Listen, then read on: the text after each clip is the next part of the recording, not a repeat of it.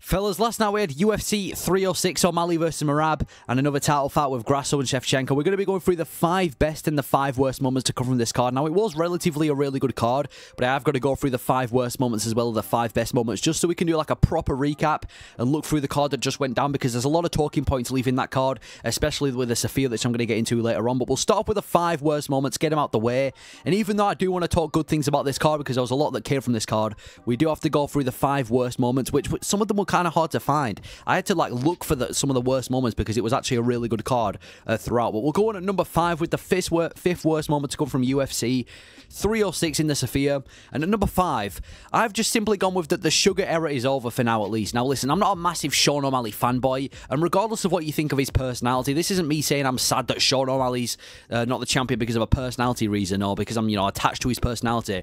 It's more just because of his fight style. Sean O'Malley, whether you like him or hate him, he was one of the most entertaining champions in the UFC. And I mean, even before he was the champion, the way that he was just starching people on his come up, he was brawling with people, he was never in a boring fight. Sean O'Malley was one of the most exciting fighters in the UFC, and then obviously knocked out Aljamain Sterling, the defending champion at the time, got a massive upset, shocked everyone, became the champion in that fight against Sterling, and then early this year had that really dominant display against Marlon Vera.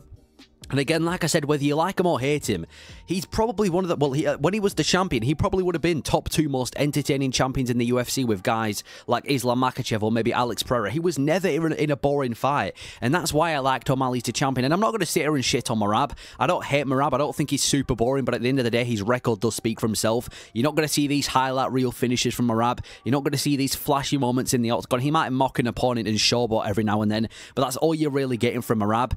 So at number 5, I've gone with that the sugar era is over. I'm not a massive Sean O'Malley fanboy, but he was an entertaining champion, and it's going to be sad to see him not be the champion anymore. And I say for now at least, but I think it's unlikely that he wins the belt again when we've got guys like Merab and, more importantly, Umar Nurmagomedov, who's going to be taking that belt soon. And I just think the bantamweight division right now is super difficult for Sean O'Malley to win the belt back. So I'm going to go to number 5 worst. The 5th worst moment is that Sean O'Malley is no longer the champion, and the title fights at 135 are probably going to take a hit when it comes to entertainment. But again, nothing against Merab. It was fun to see Sean O'Malley compete every time he was competing against these other contenders. At number 4, I have gone with that every other UFC event now is going to feel so inferior. I can only imagine that every single UFC event, no matter where it is going to feel massively inferior. Like, how are we supposed to enjoy the MSG after we just had all that stuff in the Sophia? How is that supposed to be enjoyable? How are the ring girls and a normal UFC event still going to have a job after what we just witnessed at UFC 306? How is the Apex going to be in business? How can you go from UFC 306 in the Sophia to the Apex within a couple of weeks? That's like... The Apex is the worst venue in the UFC. Just weeks previous, you've had one of the best in the UFC. The Apex is going to feel terrible now. It's going to be even worse than it was before from what we've just experienced. The UFC 306 Survey, it was honestly one of the best venues that I've ever seen in the UFC, and I'm going to talk about that more when I talk about the best things that came from UFC 306. But I can only imagine how limited and how inferior every other UFC event from now on is going to feel after UFC in the Sophia. And Dana's already said that we're never going to come back, and I can understand why. It probably, you know, costs a shit ton of money to go to the Sophia, but yeah, it's just going to feel inferior when we go to these normal UFC venues, these normal UFC events, after what we just witnessed in the Sophia, because there was so much going on at every minute that it's just going to make every other UFC event feel so inferior from now on. So that's going to be the 4th worst moment to come from UFC 306. The Sophia was good, but every moment now after that, every other UFC event is going to feel massively inferior. Number 3, I've gone with the fact that the card could have been better in terms of name value. I said this going into it. Now listen, I'm not going to say that the fights with the fighters that we had were bad. We had some of the best fights of the entire year with the roster that we had on UFC 306, so I have no problem with the fighters that fought on the card. But I feel like there could have been a couple more big Mexican names, like have Yair Rodriguez on the card or somebody like Brandon Moreno. And I'm sure there's reasons why they didn't end up fighting on the card, but I feel like it lacked those big Mexican names or just those big pay-per-view names anyway, because apart from the featured fight onwards, there weren't really any of these big pay-per-view stars. There weren't really these big names that, you know, could draw to the UFC, that could draw to the card. And I feel like that's what this pay-per-view lacked, regardless of the fights being really fun. I mean, if you look at all the ranked fighters on this card, for a pay-per-view, there wasn't a massive amount of ranked fighters. Usually on a pay-per-view, there's ranked fighters everywhere. There's usually a ranked fighter in every single fight on the main card and a couple on the prelims. There wasn't too many ranked fighters on this card as well. So I feel like that's the one thing that UFC 306 lacked, especially when building up to the card. It could have done better in terms of name values. It would have boxing, it would have been better to see a couple more top contenders going at it, a couple more, you know, top fighters, top talent in the UFC go at it, a couple other big names go at it, because even though a lot of the fights were absolutely amazing, like I said, some of the best fights of the year, it would have been good if the card was a little bit more stacked in terms of name value. So that's what I'm going to put at number 3 as the worst moment to come from UFC 306. Mainly a problem that was in the issue with the build-up rather than the actual event itself, but, you know, still gotta include it in it. Number 2, I'm going to go with the fact that the main event wasn't as interesting as expected. Now, when this fight got announced, Sean O'Malley versus Merab, I was actually really excited for this fight. I've said multiple times previous that apart from Max Holloway versus Ilia Topuria, this is the fight I'm most excited for in the UFC when it comes to title fights. You've got the best striker in the bantamweight division, a dude who is sparking everyone, or just completely battering everyone on the feet, against the most unrelentless grappler right now at bantamweight in Merab. Like I said, Sean O'Malley, the champion, dominated Marlon Vera, knocked out Aljamain Sterling. Before that, he was just having absolute field days on the feet with everyone. Had that war with PT and before that, he was just starching people left, right, and centre. He was the best striker in the bantamweight division, undoubtedly. And then you're giving him Merab, the most relentless grappler, the guy who just dominated Henry Cejudo, and before that had one of the most dominating performances against Peter Yan, the best wrestler right now, or at least at the time, because I know we got Umar in Merab. Mate, this was the fight to do. The best striker versus the best grappler. It couldn't have gone badly. Except it did, because it just wasn't that interesting to watch. Sean O'Malley wasn't on the feet. He wasn't flowing. He wasn't fainting like he normally does. He wasn't landing these combinations. He seemed very kind of just faint and a bit off on the feet. And I can understand why. He's facing a completely different style. And even Merab, listen, it wasn't like he dominated him like he dominated Peter Yan. He did his thing with the wrestling. He out-grappled Sean O'Malley at times. He tried making it interesting, but I'm not going to lie. It wasn't the most interesting of fights. I wasn't expecting it to be Justin Gaethje, Michael Chandler level, because like I said, when you've got a grappler versus a striker, it's just never going to be that. But I was just expecting a little bit more from this fight, specifically from Sean O'Malley on the feet, because Merab did his part, but I feel like from both of them, the output wasn't very that high, especially from what we've seen with Merab in the past when he faced guys like PT Ansor.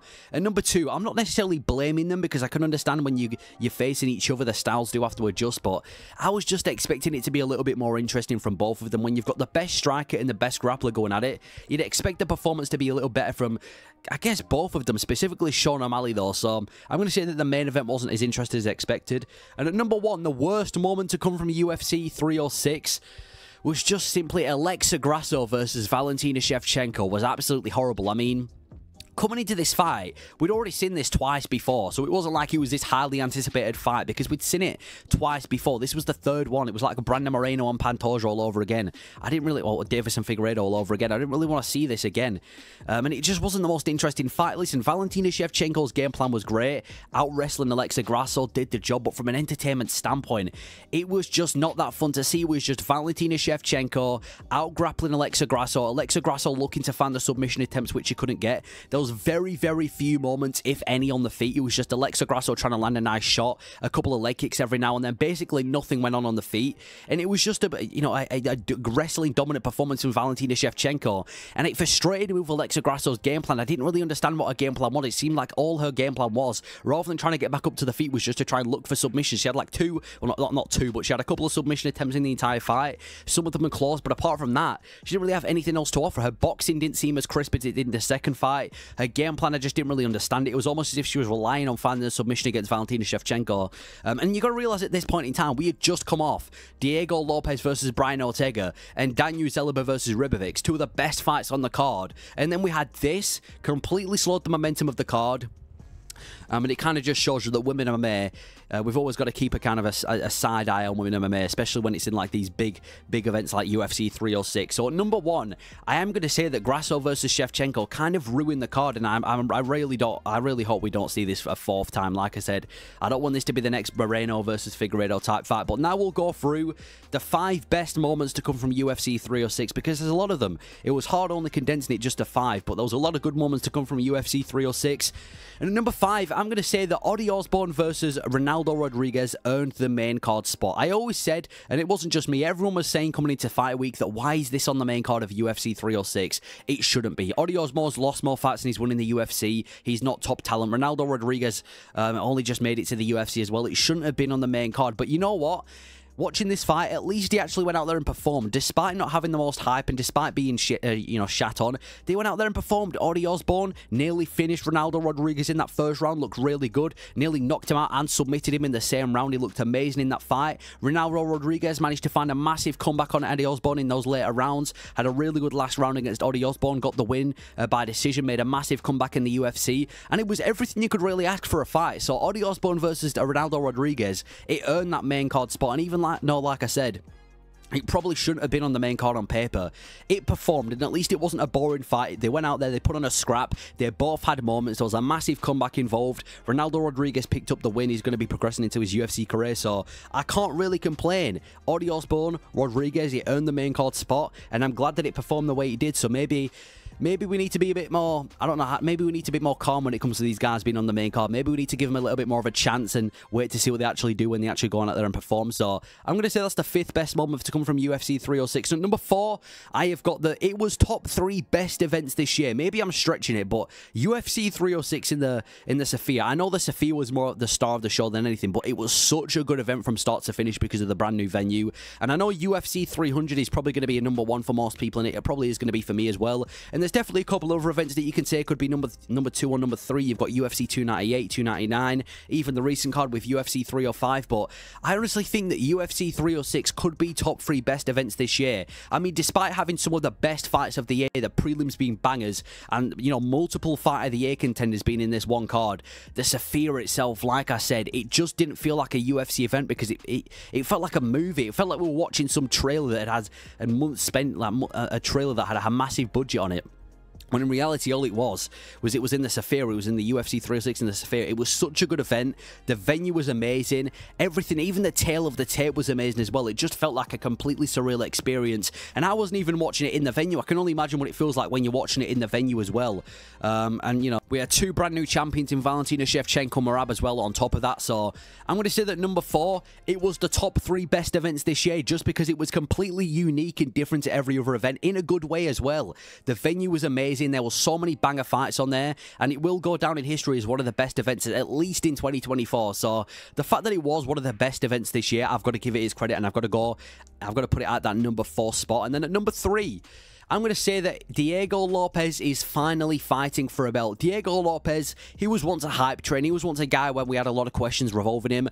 But he went out there. I mean, look at the past 12 months. This guy's career has been insane. Knocking out Pat Sabatini at UFC 295 in the fashion that he did. Then going out there at UFC 300 early this year, knocking out Sadiq Youssef in the fashion they did in that first round. Going to war with Dan Ige at UFC 303 and then, you know, topping it off by beating Brian Ortega, securing that top 3 ranking placement against Brian Ortega in one of the best events this year, and now he's going to be fighting for a belt against either Ilia Topuria and Max Holloway, both of which is going to be an absolute banger. I mean, Topuria and Holloway itself is going to be a banger, but to see the winner of that fight against Diego Lopez just brings so much more excitement to the featherweight division. So the fact that Diego Lopez is finally fighting for a belt, he didn't get fraud checked, he's not just another one of these contenders that's going to be waiting around doing nothing. We're going to be seeing him fight for a belt in his next fight, and I feel like not a lot of people are talking about this. People are kind of just overlooking the fact that now Diego Lopez is beating Ortega. He's going to be in the top 3, and he's going to be getting a title shot off the Max Holloway. So the fact that he's fighting for a belt, I think really just secures one of the best moments for UFC 306.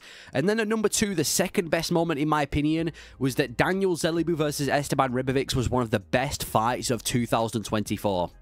Now, I think we all expected this to be a good fight, considering their styles, but I don't think anyone predicted this would genuinely go down as one of the best fights in 2024, or simply one of the best fights in the UFC. This was such a good fight from start to finish. They both had their moments. I mean, Esteban Ribovics' boxing on this fight was absolutely amazing, but it was just back and forth. It was an absolute war. They both nearly got finished multiple times. That last round, where Daniel Zelibu was genuinely just holding on for dear life, I thought the fight was going to get stopped. He managed to survive and even counter a couple shots of his own against Ribovics as well. It was just such a back and forth fight. It was bloody. They both got rocked. They both took a shit ton of damage in that fight. It was just everything you could ask. I don't think there was a single 5 seconds in this fight where a strike wasn't thrown. It was back and forth. Esteban Ribovics picked up the win, but it was a banger. They both nearly got finished. It's just, you can't write fights like this. It was a war. It was a bloody grueling war between the two of them, and I'm going to go out there and say that that has fight of the year contender of 2024. I can't believe Dana only gave him a 50k bonus. Out of all the bonuses, this is probably the one fight of the year where you probably want to bump it up to a 100k bonus. Like I said, I know Dana has done this whole thing after UFC 304 where he doesn't like doing these big bonuses, but if there's one fight where you want to give it a bonus of 100k, it's going to be Deliba versus Ribovics. I genuinely think it was one of the best fights of 2024, really made the card, really set the tone for the main card as well, so I'm going to say that was the second best moment of UFC 306. Now, number one, the best moment to come from UFC 306 is it was the greatest venue in UFC history. I mean, it just was. Like I said, the MSG is cool. You know, we've got a couple of good venues that we've been to before, but I don't think there's ever going to be a venue that you know, kind of just ever going to be a venue that's like UFC 306, like the Sophia. It was so good. I mean, it just felt like a movie. I know I've said this before, but it just felt like a complete movie from everything, not just the ring girls, and just everything about this venue was insane. It felt like a completely different experience. It felt surreal. It was like we were watching some sort of action movie. This was the closest thing we're going to get to a fight in the Coliseum as well. I feel like if there's any fight that's going to be close to Mortal Kombat in the Coliseum, it's going to be UFC 306. The animations for this card, the tail of the tape, it was the star of the show, was the Sophia. Dana White wasn't lying, and it was the greatest venue that we've ever seen in UFC history. It felt like a complete movie in front of our eyes, and we're watching it live. So the best moment to come from UFC 306, in my opinion, is the venue itself, is the Sophia itself. It was the greatest venue in UFC history, in my opinion, and I don't think it ever will be, and I don't think it ever has been topped before. And yeah, it will go down in history as the greatest venue in UFC history. So that is my best and worst moments to come from UFC 306. Let me know your thoughts on the card itself and your own opinion of the best and the worst moments. So let me know your thoughts. Cheers for watching.